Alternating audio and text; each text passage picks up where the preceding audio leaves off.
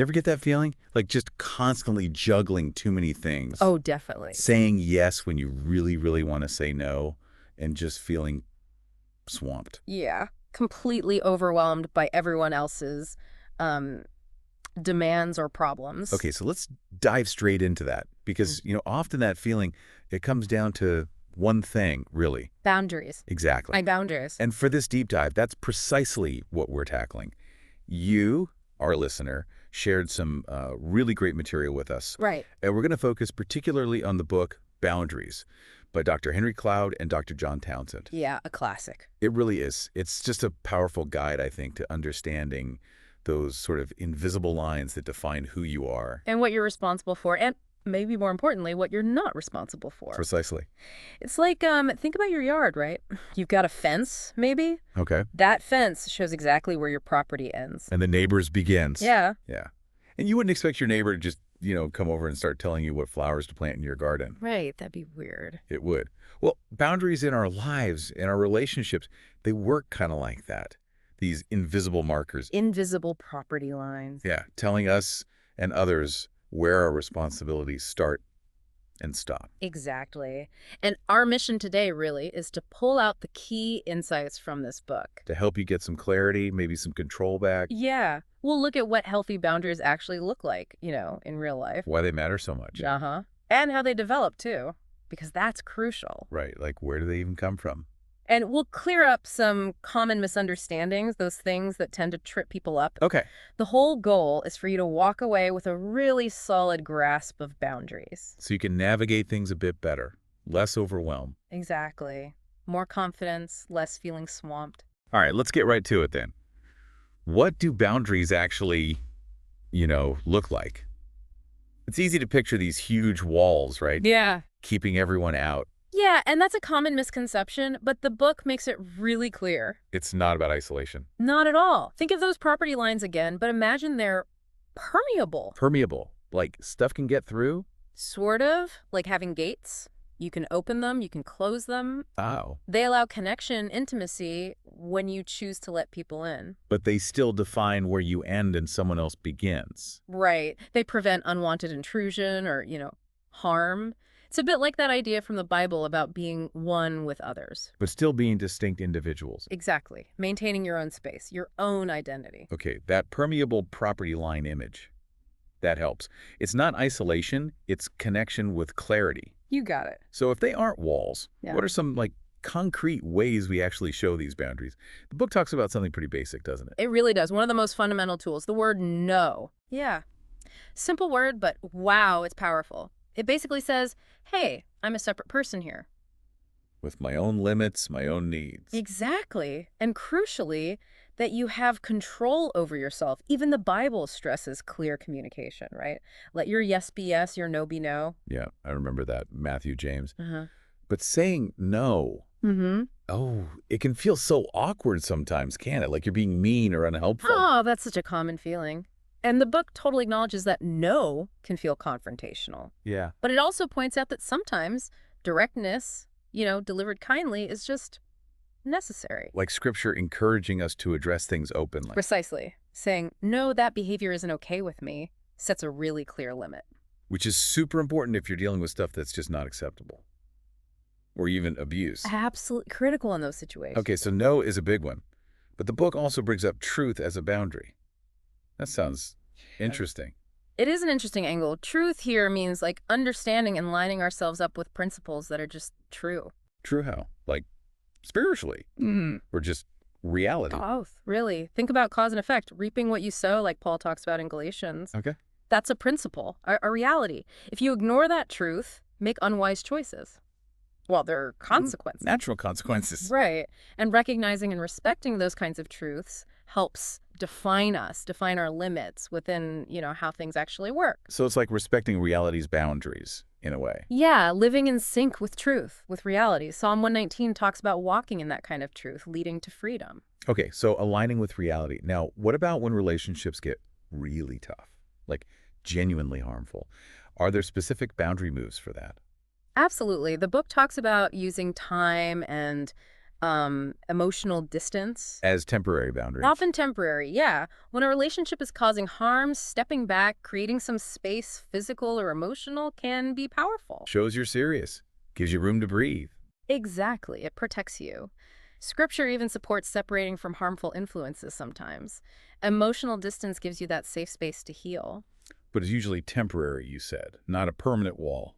Generally, yeah. It's a measure to regain control or safety, not usually the long-term goal for most relationships. That makes sense, a buffer zone. But the book warns about jumping back in too quickly, right? If there's been real harm. Oh, definitely.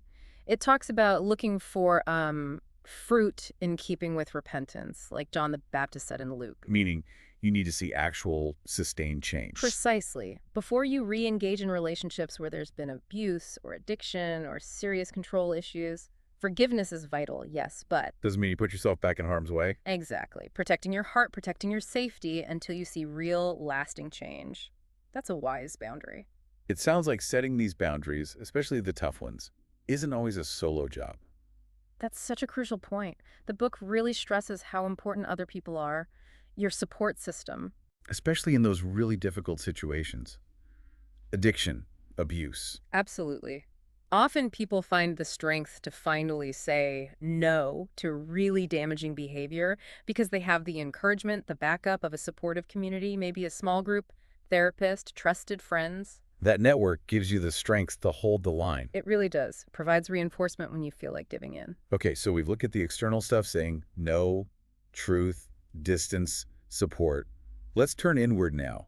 What's actually inside our own boundaries? What are we responsible for? Right. What's mine versus not mine? The book is clear. Our feelings are definitely within our boundaries. Our feelings. But sometimes people say feelings aren't that important or they're just fleshly or something. Yeah, and the book pushes back on that. Our feelings are valid. They're important signals. Ignoring them, that can lead to real problems, depression, anxiety. So paying attention to your feelings is actually part of maintaining boundaries. Absolutely. It's a form of self-awareness, self-respect. Acknowledging them is key.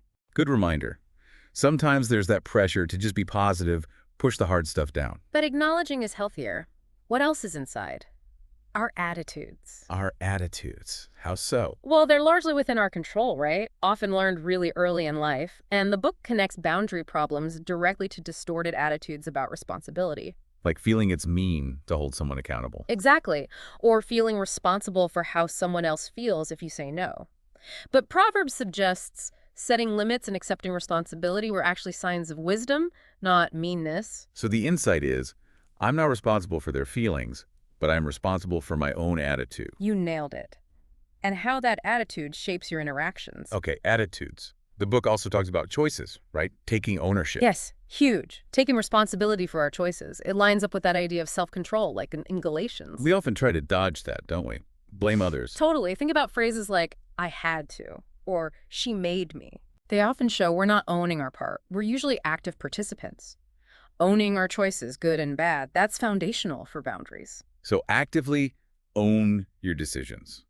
Avoid that language that pushes responsibility away. Right. It's easy to feel like a victim, but owning choices is incredibly empowering, even the tough one. Okay, what about our own desires, our impulses? Do boundaries apply there too? Oh, absolutely. Internal limits. The book emphasizes needing the ability to say no to our own destructive or unwise desires. Without just suppressing everything unhealthily. Exactly. Developing that internal structure, that pause button where you feel an impulse but don't have to act on it. Self-control there is vital. So boundary setting isn't just about other people. No, it's huge with yourself, too. Establishing healthy limits internally. Makes sense.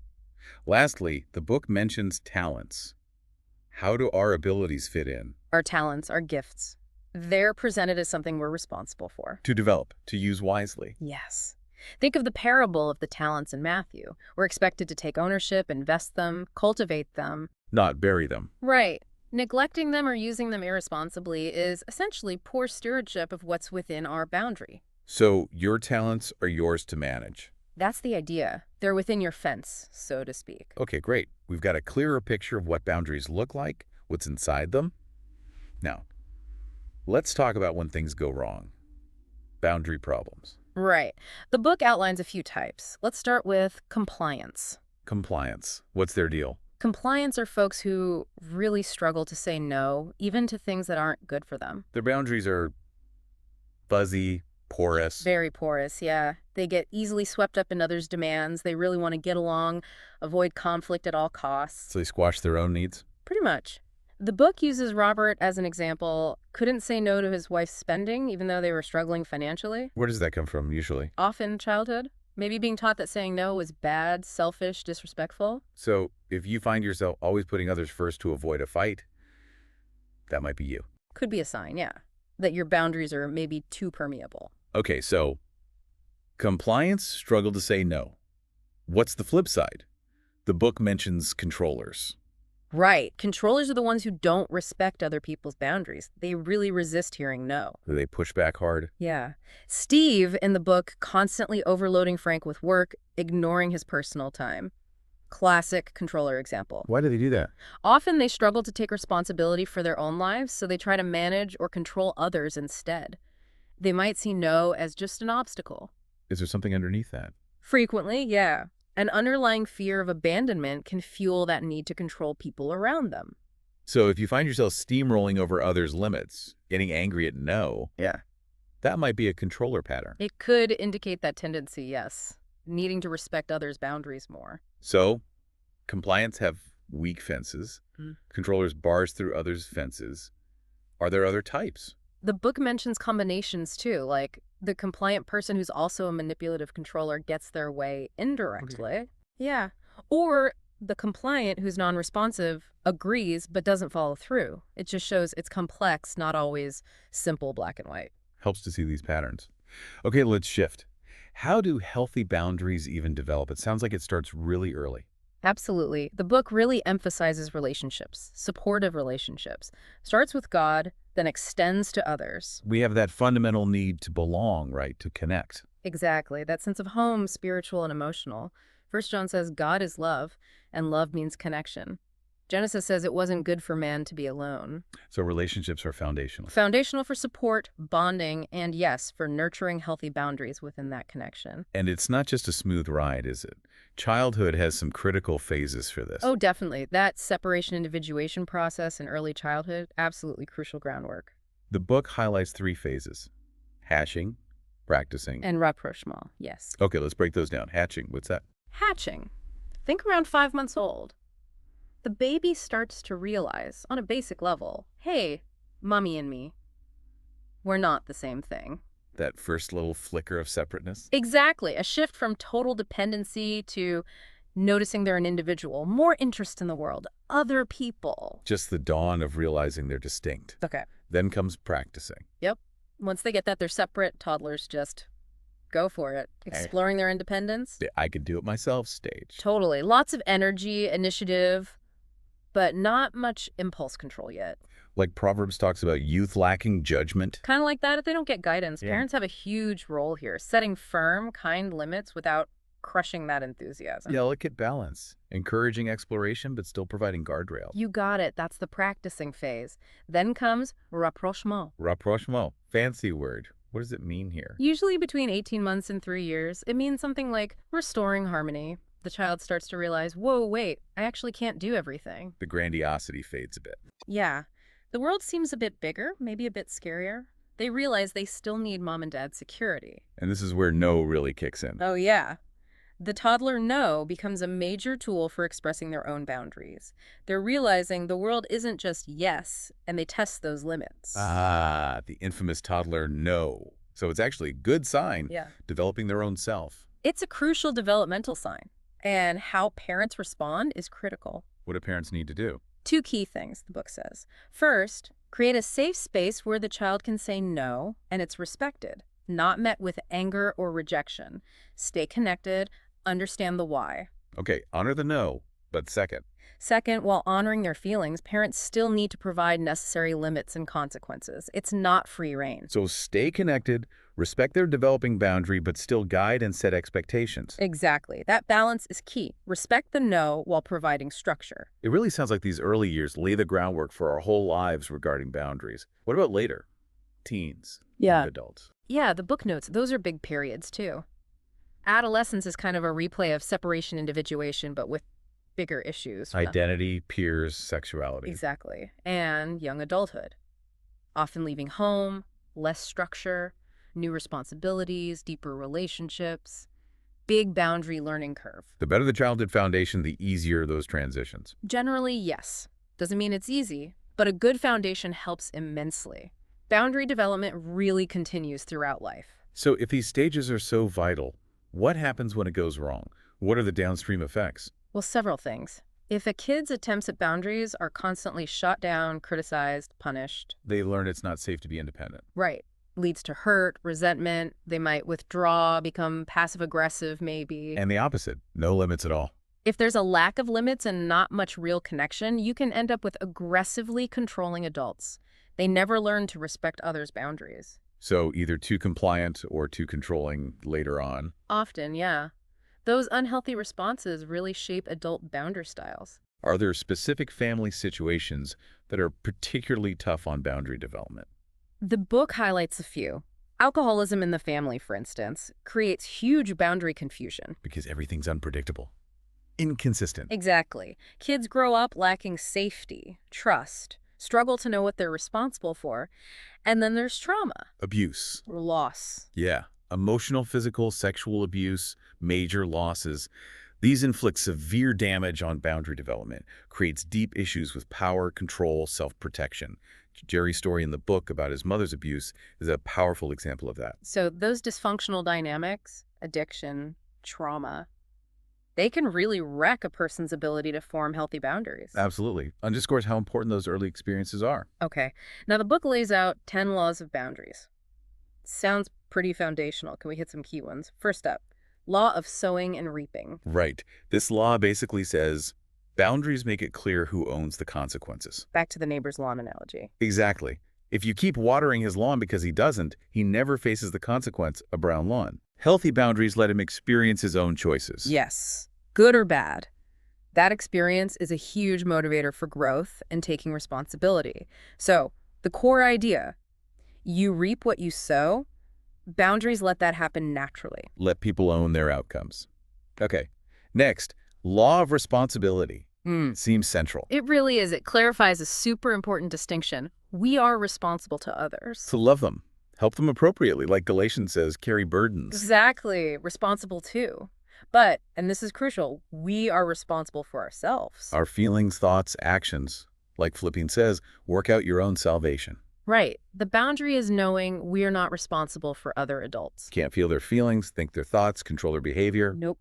Each adult is accountable for themselves. So the law is responsible to, not for. That's a big one. So many people blur that line between helping and taking over.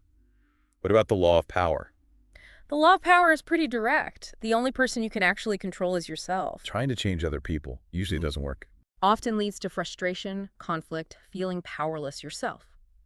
The key, this law says, is shifting focus to what you can control. Which is? Your own reactions to their unhealthy patterns or boundary violations. So by changing my response, I change the dynamic. Exactly. And sometimes changing your behavior can indirectly motivate them to change if their old way doesn't work anymore. So the core, you only have power over you. Shift focus inward. Makes sense. Then there's the law of respect. Right. Essential reciprocity here. If you want your boundaries respected. You got to respect theirs. Simple as that. Echoes the golden rule. Right. Matthew 7.12. Do unto others. Trampling their limits usually means yours get trampled too. Very often. Respect breeds respect with boundaries. It's a two-way street. Definitely. Okay, another one. Law of envy. How does envy connect? The law of envy points out how focusing on what others have, it distracts you. Pulls you away from your own responsibilities, your own boundaries. Exactly. Envy makes you define good as what I don't have. Breeds dissatisfaction, makes you neglect your own garden, basically. Galatians says examine your own work, right? Take pride in your own journey. Precisely. Focus on your own territory, what's within your boundaries to nurture. So the law is focus on your yard, not your neighbor's. Envy pulls us outside our fence. Got it. Last one we'll hit.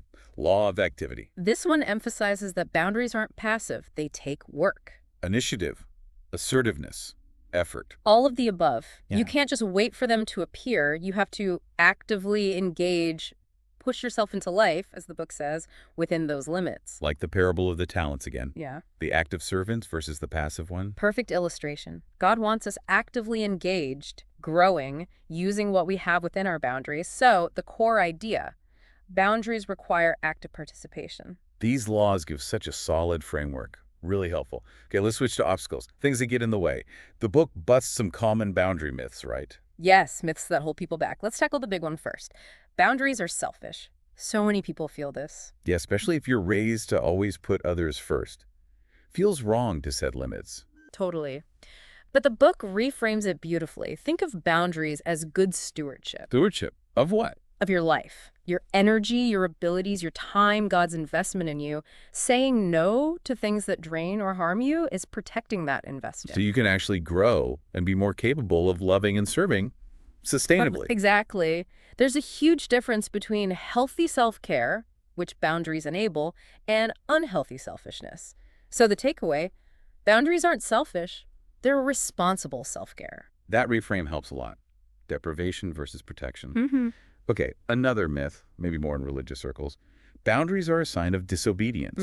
Yeah. This makes people feel obligated to say yes to everything, afraid of looking rebellious or unspiritual if they set a limit. But the book says the opposite can be true. Often, yeah. A lack of boundaries can actually mask resentment, even subtle rebellion. If you're always saying yes out of obligation, not willingness. Your yes doesn't really mean much, breeds resentment. Exactly. True obedience, true love, comes from a willing heart, right? That. Like Paul says about cheerful giving, not fear or compulsion. So having a healthy no, Allows for a genuine, heartfelt yes motivated by love and stewardship. So, the takeaway, a healthy no enables an authentic yes. it's about the heart behind it.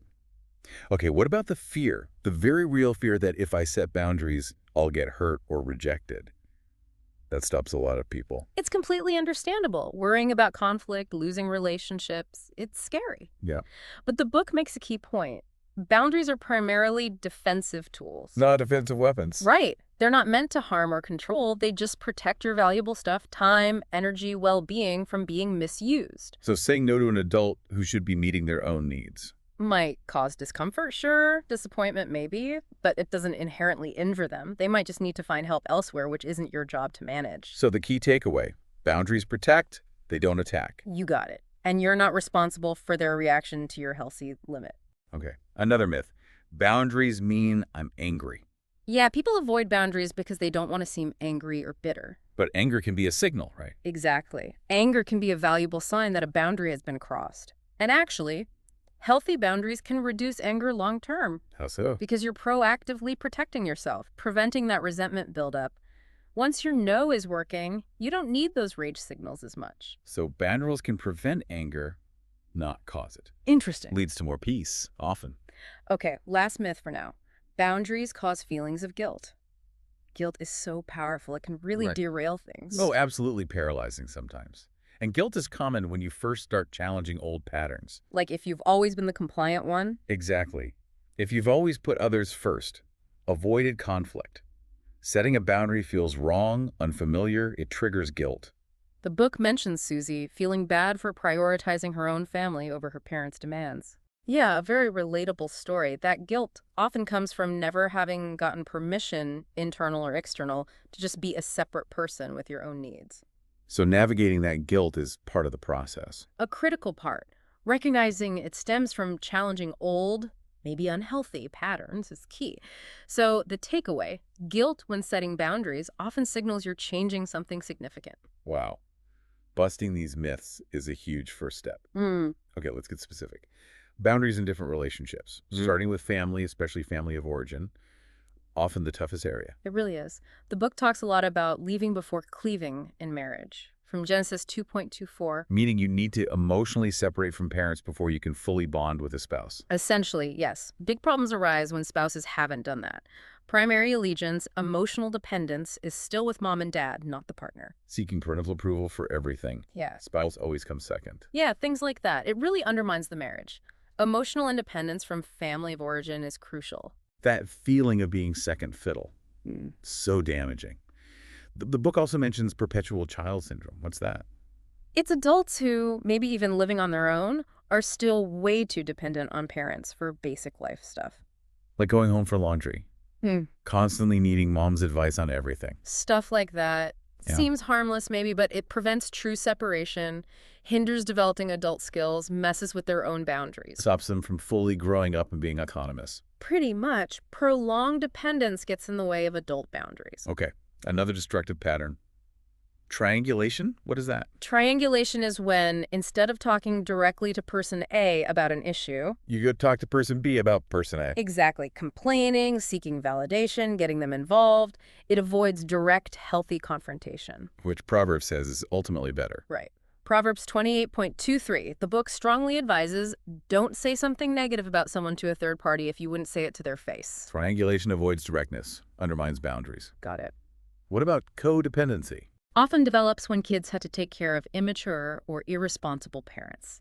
They felt overly responsible. And that continues into adulthood. Yeah, they struggle to set boundaries with those same parents, feel guilty prioritizing their own needs. It's like the roles got reversed. Feeling responsible for the parent's well-being, hindering their own boundaries. Exactly, an unhealthy entanglement. The book also tackles spirituality and family boundaries. Sometimes they clash. They definitely can. Following God's principles, setting healthy limits might conflict with family traditions or expectations, especially unhealthy ones. Like Jesus challenging the elders' traditions in Matthew 15. Perfect example. The book stresses that our tie to God, our spiritual family, is ultimate, even if it causes friction with biological families sometimes. Matthew 10, Matthew 12 touch on this. So spiritual maturity might mean choosing God's way over family patterns. Sometimes, yes. It requires discernment and courage. Finally, on family of origin, unforgiveness. How does that impact boundaries? Unforgiveness is like a chain, the book suggests. It keeps you tethered to past hurts, dysfunctional patterns. Emotionally entangled with the person who hurt you. Yeah, makes it really hard to set healthy boundaries and move on. Forgiveness, on the other hand, Is presented as a way to create boundaries. in a sense, yes. It releases the emotional debt, lets you detach healthily, unhooks you, frees you up to act responsibly now. So forgiveness isn't just for them, it's for your own freedom and boundaries. Powerful. Very powerful. Okay, moving beyond family of origin. Friends and spouses. Briefly, what's key there? With friends, honesty is foundational. Truth-telling. Communicating limits, needs, expectations clearly. And being open to theirs. And in marriage. Even with becoming one flesh, boundaries are still vital. Maybe even more vital. Uh, To keep individual identity, mutual respect, that healthy balance. Communicating feelings directly, taking responsibility for your own emotions. Absolutely. Applying those core laws, sowing and reaping, power within the marriage. It's crucial. Are there different types of boundaries in marriage? Yeah, the book mentions several. Physical, space, intimacy, verbal, how you talk, emotional, not owning their feelings, time, shared versus individual, spiritual, respecting each other's walk with God. Lots of dimensions. And that idea of submission. Needs careful handling, should never excuse control. A wife's healthy boundaries can actually highlight a husband's issues, prompt growth. So boundaries in marriage foster intimacy and autonomy. Okay, what about boundaries with kids? Focus on discipline. Right, and the book makes a key distinction. Discipline versus punishment. Punishment is just payment for wrong.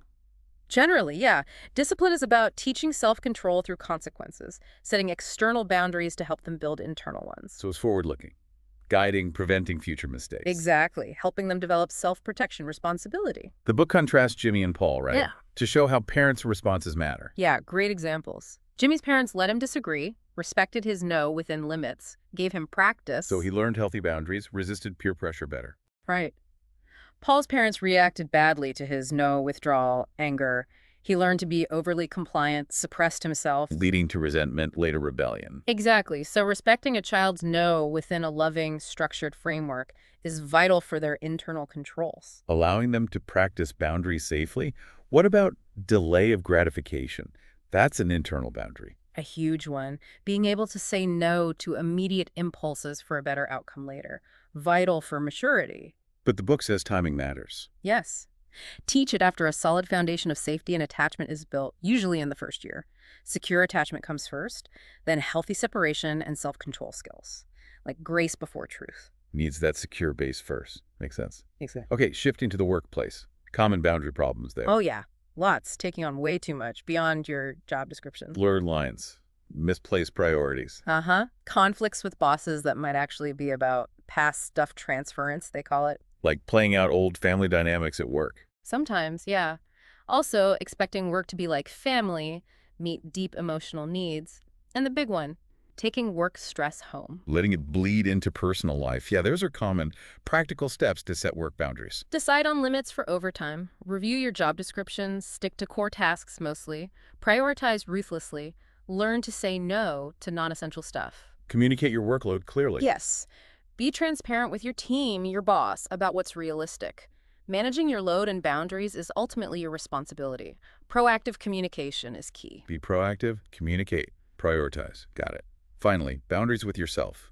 Internal limits. What areas are key? Several big ones. Eating, money, time procrastination, lateness, task completion focus, the tongue gossip, harmful words, sexuality, alcohol, substances. Basically, areas where we can lose control. Exactly. The book stresses owning these out-of-control behaviors, even if they stem from past issues. And support is crucial here, too. Absolutely necessary. Supportive relationships give insight, help build self-control, and embracing failure, learning from feedback, also vital for internal boundaries. So it's self-control, taking responsibility with support. Okay.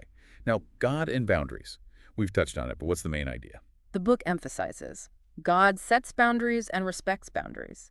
He gives us work, lets us face consequences, respects our free will. Even when we mess up or turn away. Yes. And he expects his boundaries to be respected too.